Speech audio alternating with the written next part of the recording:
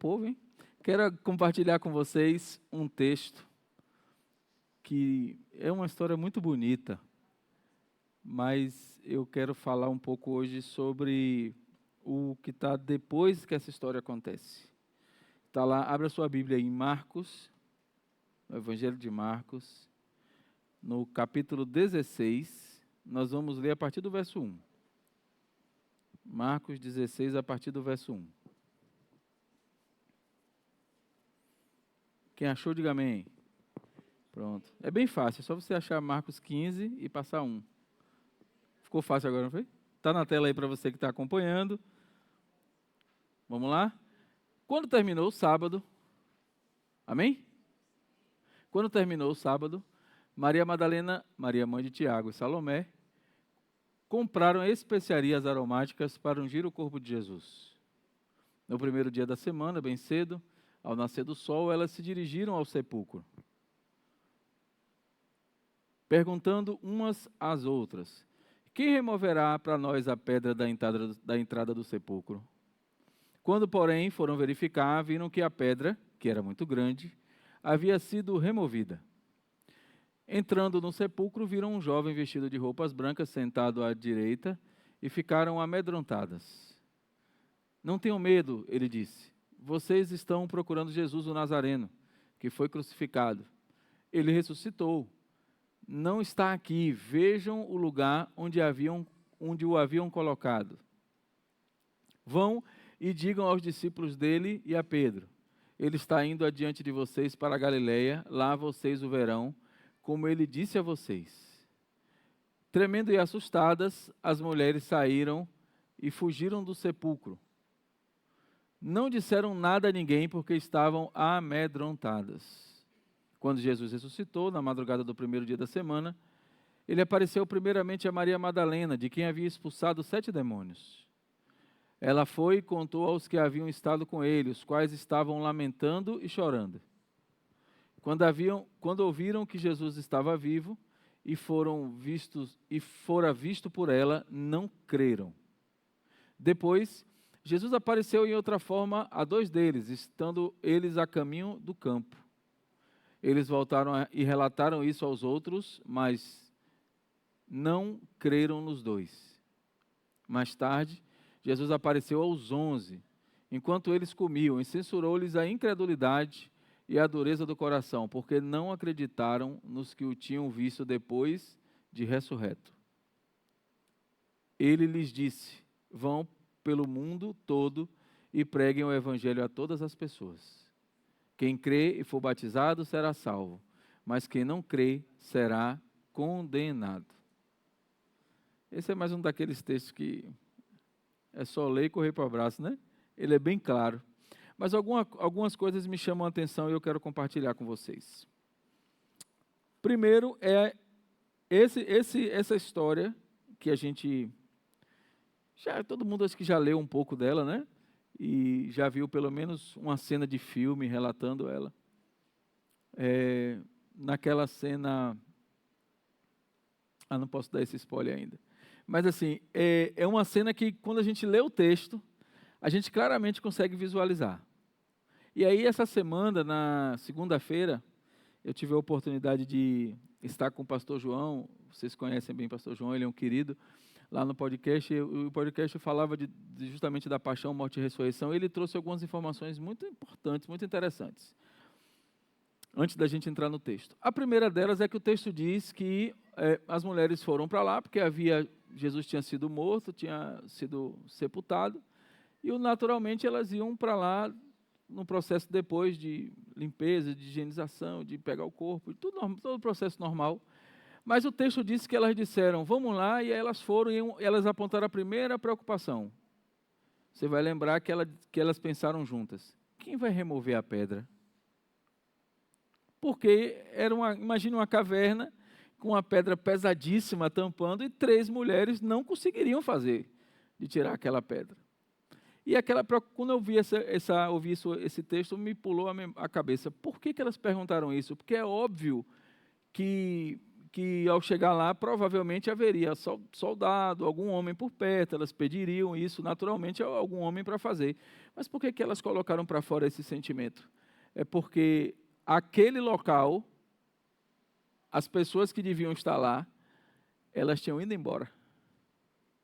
O lugar onde Jesus estava sepultado estava completamente vazio de pessoas que deveriam estar lá, de alguma forma, naquele lugar, naquele cenário, mas não tinha ninguém. E aí o texto diz que ela chegou, e estava aberto, e tinha uma pessoa lá. E aí a história, a Bíblia não relata isso, mas os estudos históricos mostram que, e a gente discutiu isso lá segunda-feira no podcast, que o local onde está, onde era o sepulcro, é um local assim, imagina um terreno mais ou menos, como é que chama? Assim, não é plano, mais ou menos ladeiradinho assim. E o natural é que se tinha uma pedra na porta de uma caverna, de um sepulcro, num terreno mais ou menos inclinado, obrigado, era essa a palavra que eu queria achar.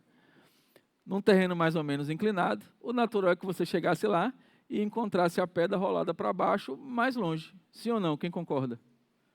Pronto. A história, os estudos históricos mostram que a pedra foi rolada para cima. Hã? Não é incrível isso? Aí você vai dizer assim, mas o que tem a ver? É que o processo que envolveu o milagre, a morte e a ressurreição de Jesus, ele é marcado pelo poder de Deus em todas as etapas. E aí, se tivesse a pedra rolada para baixo, as pessoas iam chegar lá e iam dizer, não, o grupo dele chegou aqui, rolou, levou o corpo. E esse corpo sumiu, eles deram fim no corpo para poder dizer que ele ressuscitou. Ia ter uma série de histórias. Então, Deus já começa a operar no cenário na chegada. Na chegada, rola a pedra para cima aí, para quando o pessoal chegar, ver que não foi ninguém humano que rolou a pedra. Já rola, a ação de Deus já começa na chegada. Tem até um filme, eu recomendo, chama A Ressurreição, se você puder assistir. É a história de um soldado que recebeu uma missão, que era de encontrar o corpo de Jesus para provar que a morte de Jesus era uma fraude. Então, o império disse para ele, vai e acha o corpo, porque se a gente achar o corpo, a gente vai conseguir provar que ele não ressuscitou coisa nenhuma. Que os seguidores dele pegaram o corpo e deram um fim no corpo, e a gente vai achar o corpo, e aí a gente vai dizer, está vendo que ele não ressuscitou? E aí o filme inteiro é esse soldado investigando e juntando fatos para tentar achar onde estava o corpo, né? Porque todo corpo, depois que era crucificado, tinha o mesmo fim.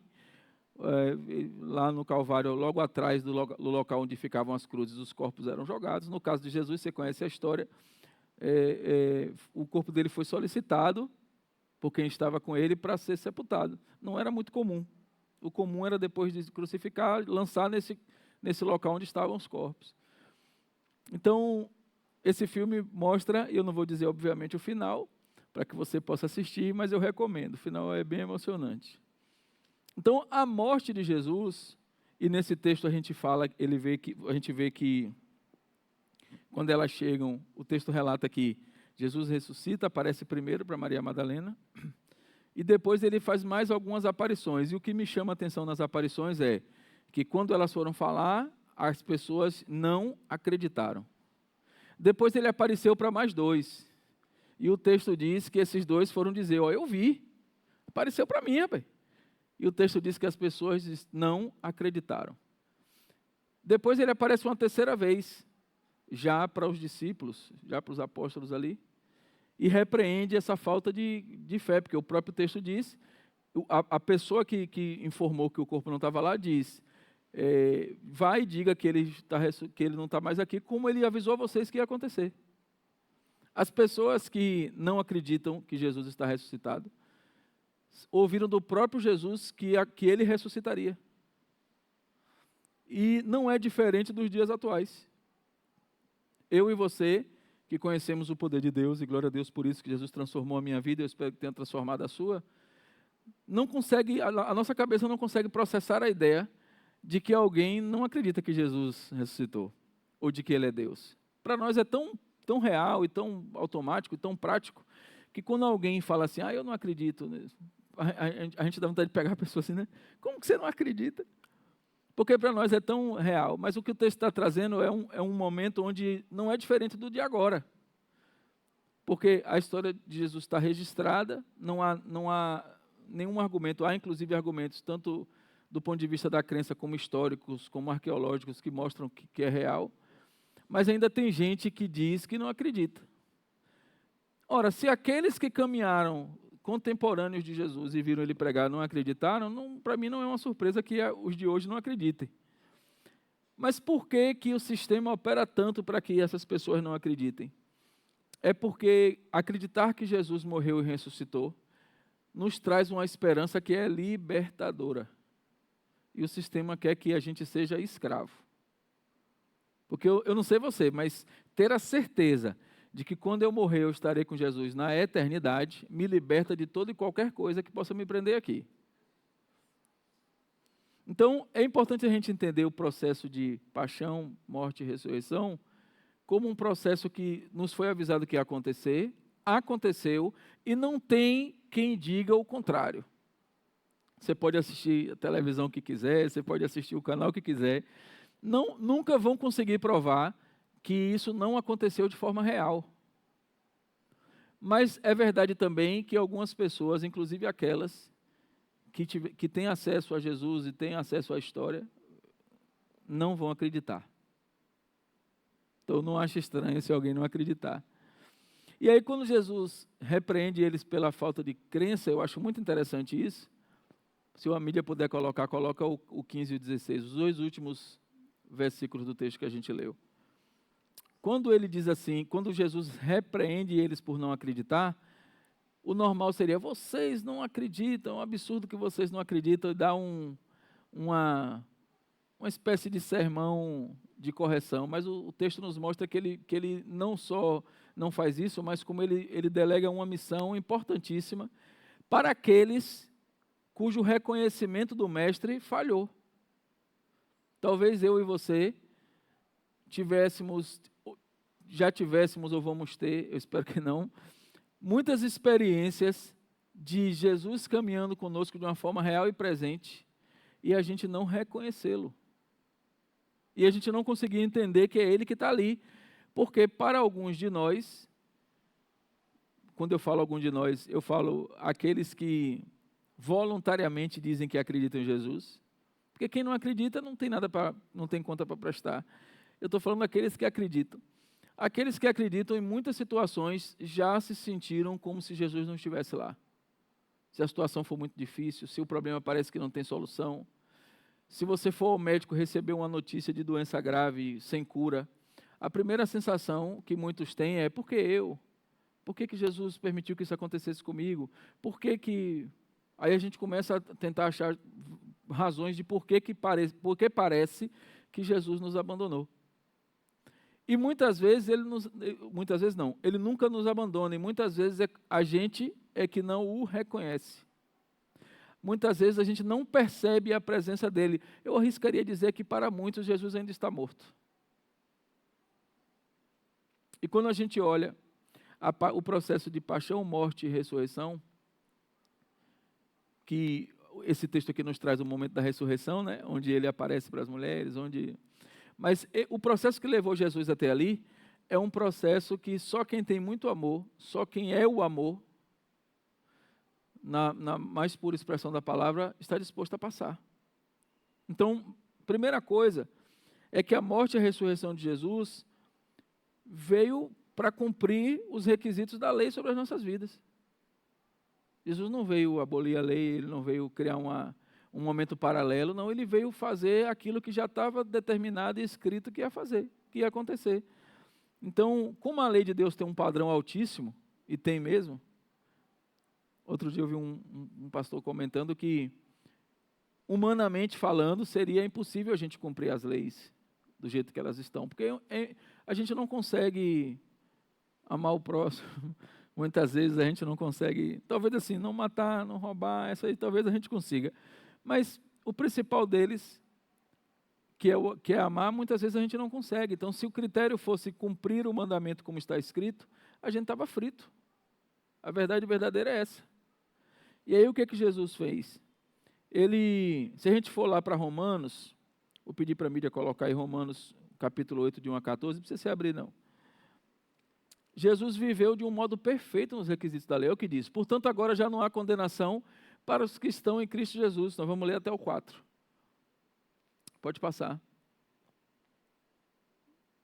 Porque em Cristo Jesus a lei do Espírito da vida libertou você da lei do pecado e da morte. Porque aquilo que a lei era incapaz de fazer, visto que estava enfraquecida pela carne, Deus o fez, enviando seu próprio Filho em semelhança à carne pecaminosa, como oferta pelo pecado. Assim condenou o pecado na carne, a fim de que os preceitos da lei fossem cumpridos em nós, que não vivemos segundo a carne, mas segundo o Espírito. Primeira coisa que a gente precisa entender é que o processo de morte e ressurreição de Jesus nos liberta de uma forma clara daquele padrão de lei que pode nos fazer religiosos. Você não está aqui porque você gosta aqui da igreja ou porque você é bonzinho, não. Você está aqui porque Deus teve misericórdia de sua vida. Porque a misericórdia se renovando todos os dias. Porque se assim não fosse, se Jesus não tivesse pago esse preço por nós, nós já estaríamos mortos, sobrecarregados pelo peso do pecado. Então a morte e a ressurreição de Jesus anula os efeitos do pecado sobre as nossas vidas. É bem verdade que a gente não consegue deixar de ser pecador, mas Jesus já pagou esse preço por mim e por você. Nós conversamos, inclusive, na segunda-feira lá, e o pastor João trouxe uma visão muito interessante, que no momento que Jesus está sofrendo lá no Monte das Oliveiras, antes de ser crucificado, ele, em oração, ele fala a Deus: Senhor, se for possível, afaste de mim, mas se não for possível, eu estou aqui para cumprir a sua vontade, mas se for possível, afaste de mim. E aí o questionamento que foi feito é: por que Jesus pediu para afastar aquilo dele? Porque ele não tinha medo de morrer. Ele sabia exatamente o propósito. E havia ali algo que a gente precisa começar a ter para as nossas vidas. O medo que Jesus tinha quando ele pede a Deus para afastar aquele cálice, é que ele sabia que no momento que ele estivesse na cruz, com os nossos pecados sobre ele, aquele segundo onde ele carregou os nossos pecados, afastaria ele de Deus. Porque o pecado não separa a gente de Deus. Imagina todos os pecados concentrados nele. Então, depois, obviamente, isso não o separou de Deus, mas o contexto é: se pecado separa de Deus, imagina todos os pecados reunidos num lugar só. Mas depois ele veio nos mostrar que ele fez isso para que a gente tivesse vida, e vida em abundância. Mas você tem medo, ou você tem tido o temor de entender que esse sacrifício que Jesus fez por você foi para que você tivesse livre do pecado? Ou você está fazendo disso uma moeda para que você possa pecar, porque Jesus é a sua contramoeda? A paixão, a morte e a ressurreição de Jesus não é um cartão de autorização do crente para pecar, porque Jesus já pagou o preço. É um aviso de alerta para que a gente não o faça mais. Nós precisamos ter esse cuidado com todas as coisas. Olha o que diz Isaías 53. Você vai ler em casa do verso 1 ao verso 12, depois quando você estiver meditando, mas eu quero chamar a atenção do verso 4. O verso 4 diz: certamente ele tomou sobre si as nossas enfermidades e sobre si levou as nossas doenças. Contudo, nós o consideramos castigado por Deus, atingido por Deus e afligido. O texto diz que ele levou sobre ele as enfermidades que eram para ser sobre mim e sobre você. Portanto, não há mais razão para que você fique pelos cantos entristecido com algo que está acontecendo com você, porque nem era para você estar vivo. Jesus pagou o preço por você de todas as coisas, e se você reconhece Ele como seu Senhor e Salvador, se faz sentido para você esse período da Semana Santa como um período onde você reconhece que ao final dela no domingo Jesus ressuscitou, se é isso que você está reconhecendo nesse período, faz todo sentido. Mas se para você é só um momento de você falar do sofrimento de Jesus, ou você aproveitar para viajar, ou em algumas religiões para não comer carne. Que bom que eu não tenho essa... Mas assim, talvez esse período, para alguns, seja o período de fazer uma reflexão que parece ser profunda, mas é só superficial. é só sobre, vamos falar aqui da história de Jesus que morreu e ressuscitou na cruz. Não, não é isso. É a história que dividiu a história. E ela só faz sentido por causa desse texto que a gente começou hoje lendo, que é Jesus ressuscitando de verdade. Se ele não ressuscitasse, seria em vão a nossa fé. A gente ia estar falando de alguém que morreu na cruz e morreu. Como outros líderes religiosos morreram e estão mortos. Mas nós estamos falando de um Deus que está vivo, que está aqui, que acompanha você na sua casa e fica com você na sua casa, quando tudo está bem e quando tudo está mal. A morte de Cristo, imagina, pensa nisso, a morte de Cristo nos livrou da condenação do pecado. Se isso não faz sentido para você, se isso não é motivo para todos os dias você adorar, porque como pecadores a gente estava condenado à morte. Era isso que ia acontecer. Mas agora você pode dizer, se você crê que Jesus ressuscitou de verdade, se você crê que esse processo que está sendo celebrado agora na Semana Santa, ele só existe porque Jesus está vivo. Não porque ele foi crucificado, mas porque ele está vivo. Se você crê nisso e isso faz sentido para você, você não pode perder nem mais um dia, nem mais um minuto, nem mais um segundo, nenhum momento lamentando pelas coisas ruins que estão acontecendo. Você precisa, quando acorda de manhã e quando vai dormir de noite, louvar a Deus por estar vivo e livre do pecado. O restante é o restante. A dificuldade momentânea que você está enfrentando, o problema de saúde, o problema de relacionamento, seja qual for a dificuldade que você tem, ela não é maior do que o sacrifício que Deus fez para que você tivesse vida e vida eterna. E no momento que você reconheceu esse sacrifício, quando você disse, eu quero aceitar esse Jesus aí, eu não sei como foi com você, se você veio aqui na frente, ou foi em uma outra igreja, ou se foi no secreto do seu quarto, ou se foi na praia, não sei onde foi que você aceitou Jesus. Mas no momento que você disse sim a Ele, é para essa cruz vazia que você está dizendo sim. É para reconhecer esse sacrifício que já foi feito, de um preço que já foi pago, e que você não precisa ficar todos os dias lembrando como se isso fosse um peso para você, porque isso é para te libertar. Isso é para trazer para você a liberdade de saber que aquele que pagou o preço por você estará com você na eternidade. Se você tem alguma dúvida que a eternidade é para você, comece a repensar o seu processo com Jesus, se você aceitou Ele mesmo ou não. Porque ao aceitá-lo, você recebe uma chave de acesso, um passaporte para a eternidade. Pode ser até que Satanás esteja dizendo aí no seu ouvido e falando que você não merece, que isso, que aquilo. Pode dizer o que ele quiser. Até no meu momento mais fraco, ele pode aproveitar e dizer o que quiser. Mas o fato concreto é que Jesus está vivo. E Ele está vivo para que você tenha vida. Ele está vivo para que você tenha vida e vida eterna. E se a vida eterna não é um motivo para você se alegrar, não tem nada neste mundo que vai te alegrar. Se o fato de você ter vida eterna não é um grande motivo para você estar feliz, nada vai te alegrar. Você vai ter coisas aqui que vão te dar pequenas alegrias momentâneas. Pequenas alegrias momentâneas. Charles Spurgeon diz assim, aquele que se converte pela emoção, abandona Jesus quando a emoção acaba. Então, observe, pessoas que ouviram um relato de que Jesus estava vivo, não acreditaram. Essas pessoas viram Jesus curar enfermos, fazer aleijado andar. Essas pessoas viram Jesus real. E ele dizendo o tempo todo nas mensagens quando ele pregava, haverá um momento que eu não estarei entre vós. Haverá um momento que eu voltarei ao Pai. Ele dizia o tempo inteiro. Quando aconteceu, as pessoas que caminhavam com ele não acreditaram. Mas havia um grupo dedicado que ao ver e ao perceber, saíram reproduzindo o que tinha acontecido, porque para eles era o cumprimento de uma palavra, não era só uma história para ser contada, era o cumprimento de uma palavra. A morte e a ressurreição de Jesus, a morte e a ressurreição faz com que seja vencido a morte sobre as nossas vidas.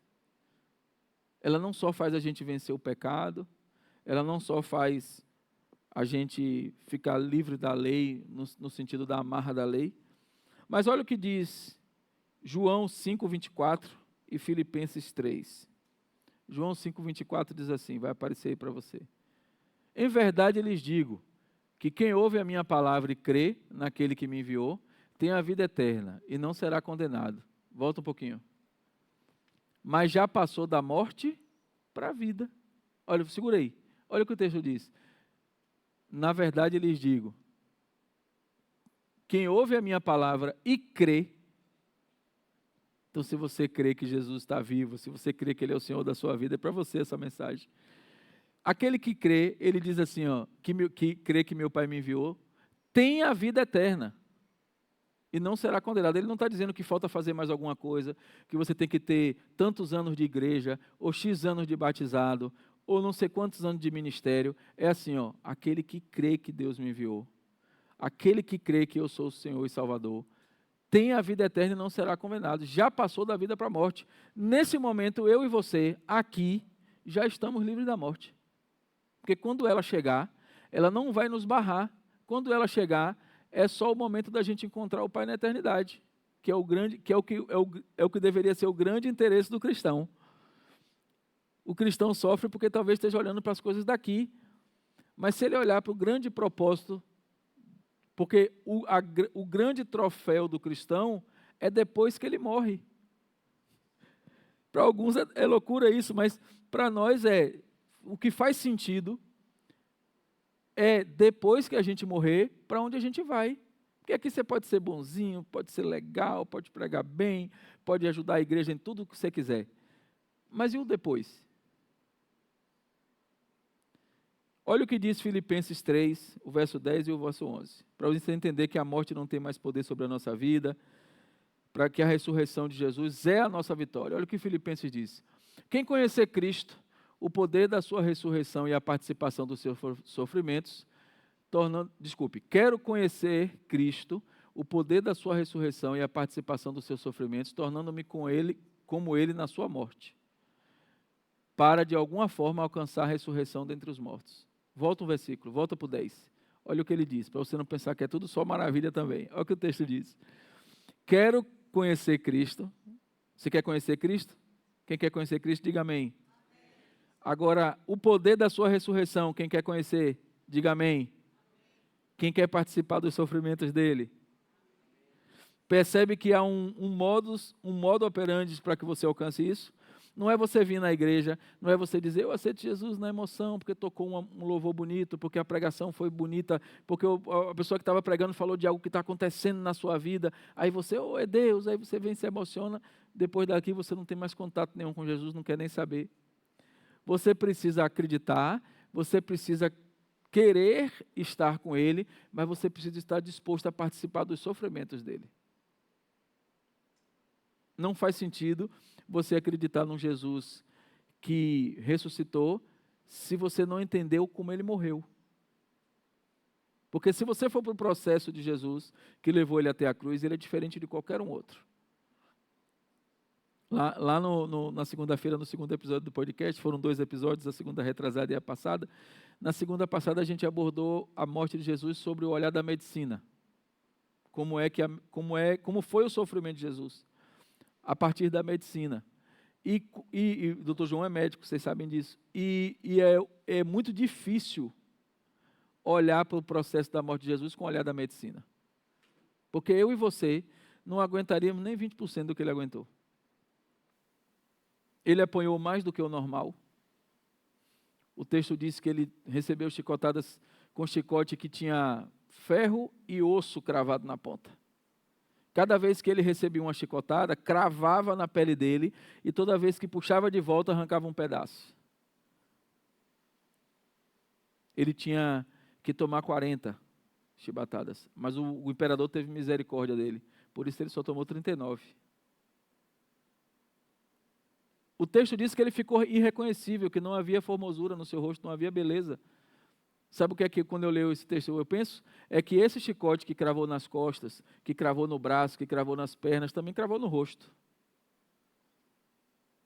Esse processo que Jesus passou, o texto diz que ele perdeu muito sangue, mas não satisfeito, ele teve que carregar a própria cruz.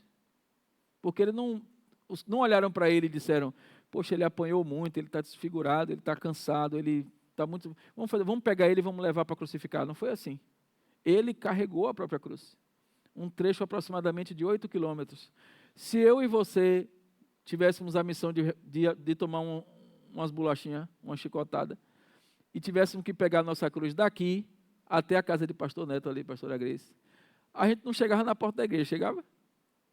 Ele carregou 8 quilômetros, a cruz. Você começa a perceber que o sacrifício que foi feito por você, ele tem valor em todas as etapas? Todas as etapas. O texto diz que quando ele foi crucificado, e ele foi cravado cravos gigantescos, nas suas mãos e no seu pé, há dúvida sobre se foi na mão ou se foi no punho, mas não importa, os dois são dolorosos. A ciência diz que tanto no centro da mão quanto aqui, porque são os dois únicos lugares que poderia ser feito, passa um nervo aqui, que tem ligação direta do nosso corpo até o cérebro. Então, quando ele teve a perfuração aqui, ele sentiu dor. Você já experimentou ter uma dor de nervo? Você imagina isso o tempo inteiro, porque tinha um cravo futucando o tempo inteiro, nesse nervo até o cérebro, enquanto ele sustentava o peso do corpo, com outro prego desse cravado nos pés. Pastor, por que o senhor está falando isso? É porque talvez você tenha chegado aqui achando que a paixão, a morte e a ressurreição de Jesus é o momento de você celebrar o coelho. Talvez você tenha chegado aqui achando que, talvez até para você Jesus ainda esteja morto. Talvez você tenha chegado aqui achando que é só o momento de você reunir a família, comer peixe, e que na segunda-feira essa conta zera para você levar a sua vida normal. Porque para muitos é assim. Reúne a família, amanhã é dia, sexta-feira, feriado, talvez no domingo, aí reúne, aí na segunda-feira parece que não tem mais nada. Parece que Jesus nem existe mais. Na segunda-feira a gente retoma o caminho normal das nossas vidas. E a gente esquece desse sacrifício. Para a gente fechar o sacrifício, é preciso entender como é que Jesus morreu.